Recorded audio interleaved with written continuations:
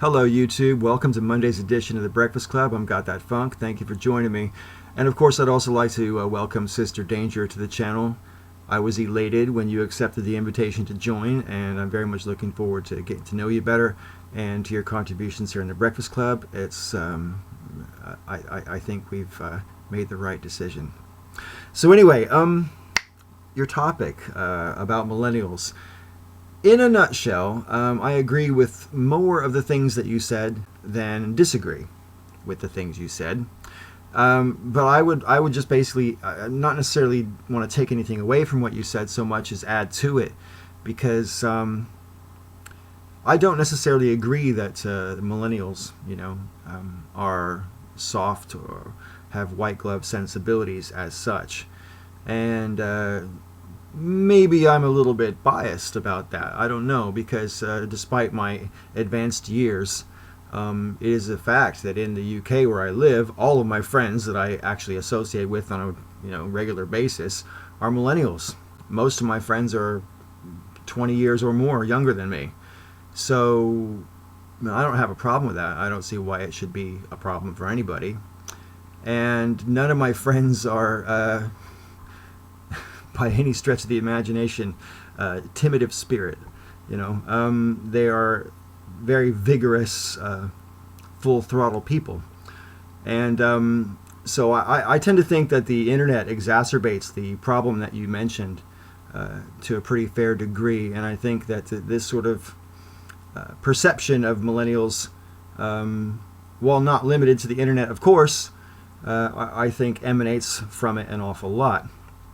As I said to, heck, I can't even remember who I said it to. It might have been Wayne on his video. But, when you put the veil of a screen and the anonymity of a screen name and, who knows how many miles between you and the people you're interacting with on the internet, it can bring out a side of character that might otherwise be submerged in interpersonal relationships on a face-to-face basis. And I also think that means that,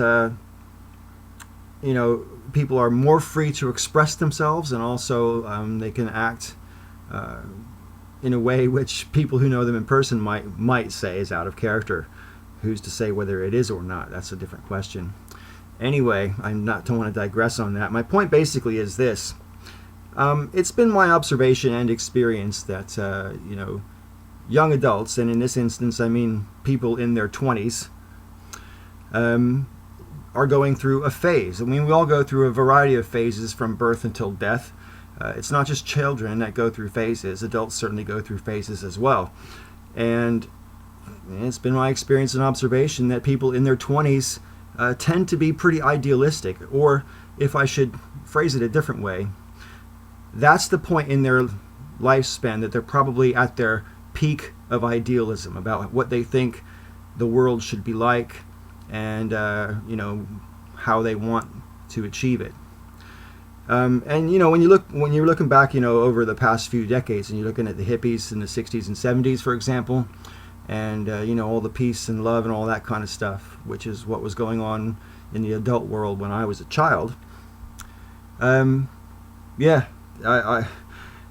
from their point of view, they were trying to make the world a better place, and the millennials, who were supposedly of white glove sensibilities, from their point of view, are trying to make the world a better place. They're trying to see the world through an idealistic lens. And there's nothing wrong with that. It's a natural part of maturing, in my opinion. And some of us try to hang on to our idealism for longer than just that one decade of being in their 20s. I've been accused of being overly idealistic quite frequently in my life. And I don't necessarily see it as a bad thing. And therefore I can't really see it as a bad thing in the younger generation, insofar as it exists. I'm not so sure it's any more prevalent now than it ever has been. I just do think that the focus of what the problems that they tend to be idealistic about does tend to shift as culture changes. So that's my 2 cents on the whole thing.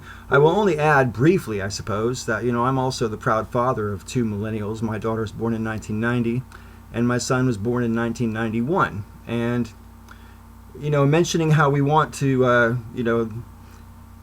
want the world to be better for our children to grow up into than the one we had and all that kind of thing.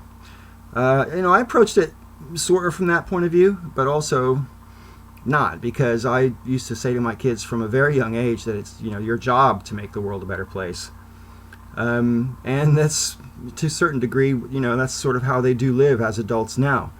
Both my kids run marathons for charity once or twice a year, for example, and they do other stuff as well. But I mean, my point basically is, yeah, sure, how you raise your kids is important, and maybe some people do raise their kids with sort of white glove sensibilities. I'm sure people do, but I don't think it's the majority for sure. But maybe I'm insulated from that because I live in the UK, and I'm not sure. Maybe the cultural difference between here and there might have a factor in my perception. Anyway, there you go. That's 4 cents worth now. Right. I look forward to seeing Sister Danger wrap up her response to all of our responses tomorrow, and then I suppose Landon will be starting a new topic on Wednesday on The Breakfast Club, so lots to look forward to. Thanks for watching this video. Look forward to what you've got to say down below, and I'll see you next week.